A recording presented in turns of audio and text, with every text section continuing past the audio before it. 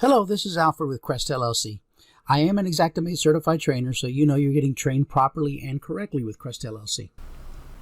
So let's start by just kind of going over this page and identifying everything on the page. We're going to start up at the top. We're going to skip over this new project because we don't want to open up a new project until we kind of go over everything on this page. So we're going to skip this, and then we're just going to go to the right here, and then we're going to show you how we're going to open up a stripe over here on the right hand side, and then lastly on the left hand side we'll go over all these tabs here. So let's just start across the top. The first thing you'll notice is this little trash can right here. It's a folder with a little trash can. That's sort of like your recycle bin. Now if you click right there, and you can go ahead and click, as a matter of fact I want you to click, just kind of follow along with what I do. If you click right there, you're going to notice that you're going to get a window that looks like this. And basically what it does is it shows all the projects that you've deleted. You can see right before I started this class I deleted a whole bunch of projects. If I want to restore any of those projects, it's kind of like your recycle bin. You can click on any project, hit restore, and that will restore it back. Now I say it's kind of like the recycle bin, but it's kind of not. It's kind of not, because the recycle bin, basically, if you delete something from your computer, it stays in the recycle bin until you empty the recycle bin. Xactimate doesn't work this way. It'll stay in there for a while, maybe 30 days. I don't know exactly how much, but eventually it will disappear. So don't think that it's going to stay in there forever. They figure that if you're going to restore it, you're going to do it within a specified amount of time, not forever. So that's all that little button is. So I'm going to cancel here. And that's the first thing we talked about right here, the little recycle, sort of like a recycle bin. The next thing you'll notice, you see that little tornado looking thing right there? You can see me kind of, there we go. That little tornado there is just a bunch of filters. I want you to go ahead and click on that little tornado, and you'll notice that you've got a bunch of filters in there. So if I want to see everything that I've worked on in the last 3 days, I just go down there and left click where it says last 3 days. And notice how I put the filter right up here. And I've only opened up 2 projects in the last 3 days. What if I want to look at everything in the last 7 days? I can click right there and it'll just add another filter. Notice how it just added the filter right there?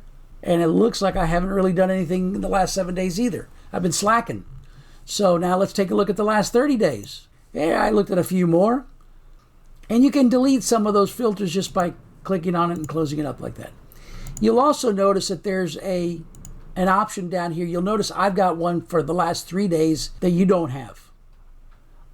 That's because I created that filter. And it's very easy to create a new filter. What I want you to do is click on that tornado looking thing and come down here and click where it says new filter. And you're going to get a window that looks like this. Now just come up here anywhere where it says custom filter and single click one time there. And you'll notice I must have clicked twice. Just highlight the whole thing and let's rename it. And let's do one so that you have one for the last 3 days. Just go in there and type in last 3 days or past 3 days, whatever you like. And look, it's already telling me I already have one. So I'm going to change it to past 3 days. There we go. And notice you've got a lot of items that you could filter it by. There's a lot of different things you can do with these filters. Here you've got the project type. Here you've got the profile. We'll talk about profile later. Here you've got status, whether it's one that's in progress or one that's been completed, by owner, by user, by the date. And then if you scroll all the way down, you'll see that there's a couple of radio buttons there. So let's say that we want to do one by time period, the last 3 days. I want you to click right here where it says time period. And then come up right above it where it says date and say date created. That way it puts it in the order by the date it was created. And then go down one and see where it says time period. Go ahead and select last 3 days. And now you're going to hit save. I'm going to hit cancel because I already have one. I don't want one last 3 days. You know what? I'm going to go ahead and save it just so you see. So I'm going to hit save. And now I have a brand new filter here. Last 3 days, past 3 days. And if you want to get rid of it, which I do because I don't need 2 of them, I'm just going to click right there on the little pencil. And I'm going to come up here. And look, I could even duplicate it if I wanted to and give it a different name. I'm going to just hit delete. Are you sure you want to delete it? Yes. And now that filter's gone. It's very easy to create a filter and to delete a filter. Now, something I was going to talk about that I forgot, but I just remember now, one of the great things about the self-paced training is I try my best not to go too fast, but sometimes I do. Especially the longer I talk, it seems like I talk faster. You can stop, you can rewind, you can pause. So if you need to go back, I'll try to go at a slower speed so that you can kind of keep up and not have to rewind or stop too much. But that's the great thing. You've got access to the videos for quite a long time. You can watch them as many times as you want. And that way you're not, the information is there for you. If you take the 3-day class, you're not going to get that. But this way you have the information accessible to you for quite a long time. So if you can't remember, you can always go back and review the tape or the video. The other great thing about the self-paced training is that I recorded these videos by content. And I did that on purpose because we're going to go through quite a lot today. And for example, let's say that you can't remember how we drew the stairs when we get to the stairs. Well, I didn't want you having to scroll through, let's say, an 8-hour video or a 10-hour video trying to find those stairs. So you'll notice that all these videos are done by content so that you can easily reference back any part of this course. That's why I personally prefer the self-paced training. Not only does it have more information than the 3-day class, because I'm not limited by time, I can add as much information as I want in there, but also that you have access to the information for quite a while. So back to our main page here, navigating through it. All right, so we've gone over the little recycle bin. We've gone over the tornado-looking thing that's filters. The next thing, everybody knows that little magnifying glass is just a search. So if you type in anything up here, whether it be from the project name or even the insured name, it'll search and just pull up those items. So for example, I know I've got a project name thing. I don't see it in here. It's on a little bit farther down. If I just type in F, right there, it's going to pull up anything that's got an F in it. If I want to narrow it down, E, and now there you go. That's the only project that has an FE in it. There it is. Click on it, and there's my Feng project. Once I delete those 2 letters, it'll bring back everything that I had before. So that's all that is. Everybody knows what that is because they have it on your phone, and it's pretty much just about everywhere. The next little box we want to talk about, you can see right up here, that little silhouette of a person right there. If you click on that little silhouette of a person and go ahead and click there, it's going to open up this little window here, and it shows your login email. It shows your phone number. It shows your Xactimate address, which is essentially the address identifying your Xactimate subscription. The instance. Let's talk about instance. Probably the easiest way I can describe an instance is it's kind of like an umbrella. If you're probably on your own instance right now, unless you're working for a company that's purchased a subscription for you, you can have more than one person under that umbrella. And the advantage to that is that everyone can share their projects without having to export it and email it.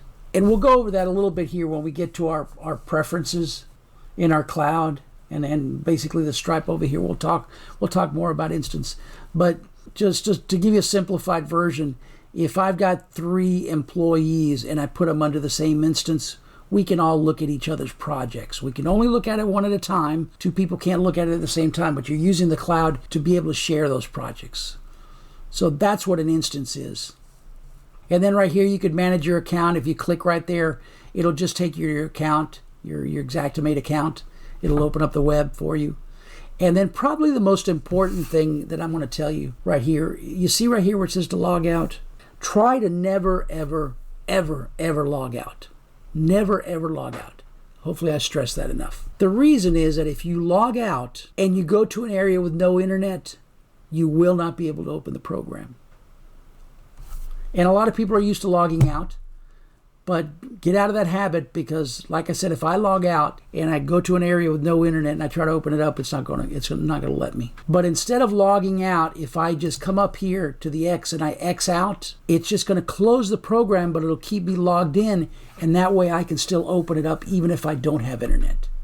The other advantage to logging out is now that they've got that 2-step verification, every time you log out and try to log back in, you're going to have to do that annoying thing where they send you by email a code and you've got to enter it. If you don't log out, you don't have to do that. So that's another advantage to that.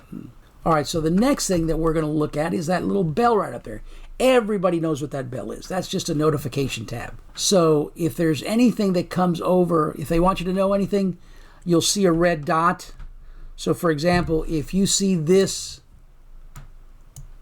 like that, that means that there's a notification in there. They're trying to tell you something. If you are an adjuster, or when they send you a project, you'll see a red dot. If you're what's called a preferred vendor, which means you're a contractor, but the insurance company likes to use you, they do that with mitigation companies. Again, that's how they'll send you the project. If you see the red dot there, you know that you've got a project waiting. If there's an update to Xactimate, you'll see a red dot there. Anything they want you to know, you'll see a red dot. So when you see that red dot, just click on that bell. And if you're an adjuster or a preferred vendor, you'll see the project right here, and it'll ask you to accept or reject it. Obviously, you're going to accept it, and once you accept it, it moves over here, and you'll see the project is now available to you to open up. That's the notification tab. And the last thing you see there is that little green dot with a check mark in it and the two little arrows going around it. That is called the sync button. Notice if I hover over it, it says click to start or pause sync. So if you click on it, it's going to start turning around like that. That's now connecting with all the servers throughout the United States, so that if a carrier did send you a project, it would connect to the servers, and then you would see the red dot here. So that's, they used to call exact analysis. It's sort of their internal emails, so to speak. So if it's green, you have internet access. If it's red, that means you have no internet. And that's pretty much everything across the top. Hopefully you've been following along. Now with this next thing, if you're brand new to Xactimate and you don't have any projects here, you're just going to have to watch me. And that's okay. Whenever you click on any project, so let me click on this project right down here, the Destin House. And if I come over here and I click on the eyeball, you'll see there, normally it will default to the map. And sometimes if you click right here, it'll actually show you the street view also. You can click back and forth between the map and the street view. And you'll see some of the information about the project there. And if there's any of the information that's wrong, you can always just click edit right here. And let's get rid of the Ray-1. Let's just make it Ray, and we can put in a claim number here, 1234. Hit save, and you can update your information like that. Notice here, I put in my claim number, and over here, I updated the date. So anytime you click on a project, it's going to give you all the options for that project. So the eyeball is the project preview. Right here, you can duplicate the project. So if I were to click right there, notice it's going to make an exact duplicate. Notice we went back to Ray-1. If I were to make another duplicate, it would be Ray-2, and so forth. So this is where you could duplicate a project, and it creates an exact duplicate. Sketch, estimate, scope, everything. So I'm going to hit cancel here because I don't need another one. The third little option there, I could print from here without actually opening up the project. Right here, I could print the notes if there's any notes on that project, and we'll talk about those notes later on. You could print just the notes, and it would print on the first page of the report. Right here is where I could send a project up to the cloud. And we'll talk about the cloud. You see the cloud right here over on the left-hand side. Xactimate is now a cloud-based program. That's the big difference between the old version, Xactimate 28, and X1, which is the current version. Xactimate 28 was not a cloud-based version of Xactimate, but it is now. X1 is. So it's actually backing up to the cloud every few minutes, depending on how you set it. And we'll go over that when we go over the preferences here. So that's a good thing. So that, let's say that you've been working on a project for 20 minutes or so. Well, I'm going to have you set it so that it backs up every minute. Instead of losing 20 minutes worth of work, you're only going to lose 1 minute. So everything's being backed up to the cloud. And we'll talk about the cloud here when we get to the next video, which will be setting up our preferences. So that's how you would send a project up to the cloud. And you'll notice if I click on the cloud here, I've got my projects and all projects. My projects would be all the projects that I've worked on. Remember we talked about an instance that other people might be on my instance. All projects would be everybody's projects. So you could see here, if I were to click on all projects, it's going to be the same because it's only one person on this instance. And you'll notice some of them say in progress and some of them say checked out. If it says checked out, that means it's not here in the cloud. It's on my local tab, or it might be on my mobile version, my iPad. So if it says checked out, it's not in the cloud. That means you cannot access it. It's somewhere else, at least not from here. So let's say that I want to send this project down to my local tab. All I have to do is click on it and click on the arrow down. See the cloud with the arrow down? Now if I click on it, it's going to send it down to my local tab. Now it's over here in the local tab, and notice how now it's saying it's checked out, because it is now on the local tab, not in the cloud anymore. But we'll kind of go over that in a little bit here. Let's just keep going with our options here. I'll just click on any project here. What else have we got here? We got sending it up to the cloud. Right here, request data. Request data is if you say you want to order an Eagle View or one of those third-party Eagle View, and for those of you that aren't familiar, is basically a company that will send the roof drawing or the exterior drawing over to you. You don't have to go through the trouble of drawing it. Obviously, they charge a fee, but you could order the Eagle View right from here or whatever. There's a bunch of companies now. Hover, there's quite a few of them. So there's a video that I have to show you how to do that. But we don't want to get into it now because we don't want to make this video super long. I don't want to bore you to death on the first video. But if you click right there on request data, it will just take you here to where you can place an order. You're going to click next. It's going to show you the providers if you have whoever it is, EagleView or whoever, and you can order it, and within a couple of hours, that drawing is in that project that you opened up. Right here, you can edit. That's what that little pencil is. I've never honestly used that because I just double click on the project and that opens it up. Right here, I could export. So if I wanted to export a project, I could just click on that little button right there and it would export that project. You can actually export a whole bunch of stuff. You can export macros, which we'll talk about later. You can export company headers. There's a lot of things you can export, but that's just an export function there. Now, if you have the demo version, you probably don't have that because they don't want you using the demo to make money because you haven't paid for the program yet. So I believe they took this off of the demo version, so you're not going to see that on the demo version. Now the next option, this one right here, that little clock with the arrow going back, that is a tremendous option. Let's say, and this is where you can restore a previous version of a project. So let's say that you've been working on a project, and let's say you've been working on it for a week, and the file gets corrupt, or you mess it up so bad that you don't want to start over. You just wish you could go back to yesterday or back 10 minutes. This will allow you to do that. If you've been working on a project, if you just click on it, it will show you. Now, I haven't worked on this project in a while, so I don't have that option. But if I scroll down to this project down here, I know I've been working. If I click on it and select it, and I click on the little time, the little clock going backwards, you'll notice I can go back in time. This one looks like 2 days ago at 10:31. At 12:53,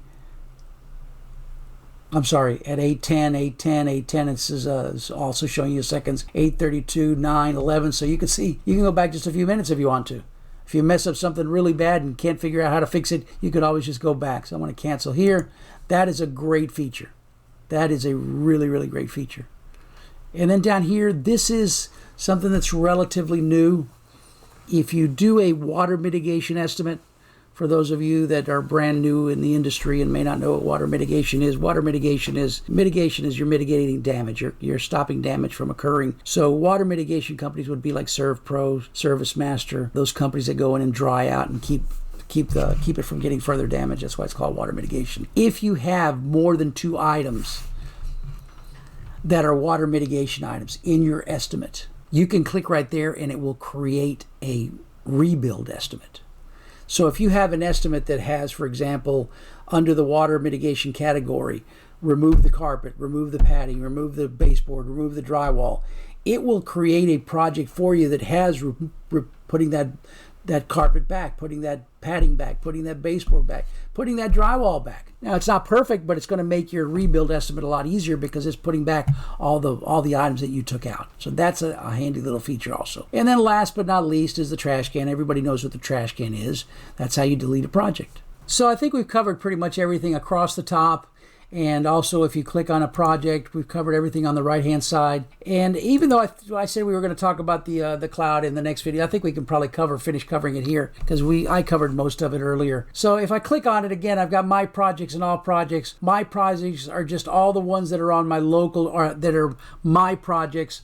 All projects would be, if I was sharing this instance with someone, I would be able to see everybody's projects in here. And if I wanted, for example, for someone to review one of my projects from my local tab, let's say that my boss is on the same instance, and I want him to look at this project here.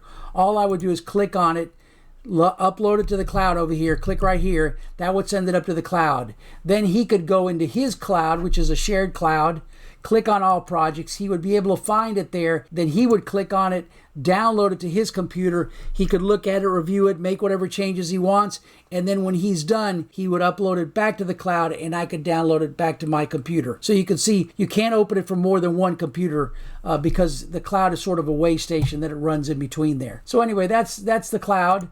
We're going to talk about preferences in the next video. Tools, I don't think there's really anything in there we need to go over now. This export function here is probably missing if you have the demo version. We'll probably talk about that at some other time. And then the help menu here, this is where you can get the 24-hour, 7-day-a-week live chat. I believe they're only closed 2 days a year. So you can get on, if you click there, it'll take you to the live chat. Let's see here. I think everything else here about Xactimate just shows you all your license information. And Xactwork Classroom, this is where you would go to take the test to be certified in Xactimate. You'd purchase the test, which you can get. I've got a coupon code that saves you about 15% on it. But if you did purchase the test and were interested in getting certified, this is where you would go to get your certification. So let's click back on the local tab. And in the next video, we're going to talk about our preferences. We're going to help you set up our preferences to make the class go easier. Well, that's the end of the video. If you like this video, give it the old thumbs up. I think it's down here somewhere. Or even better, subscribe so that you get to see any of the future videos that I post on here. Have a great day. We'll see you at the next video.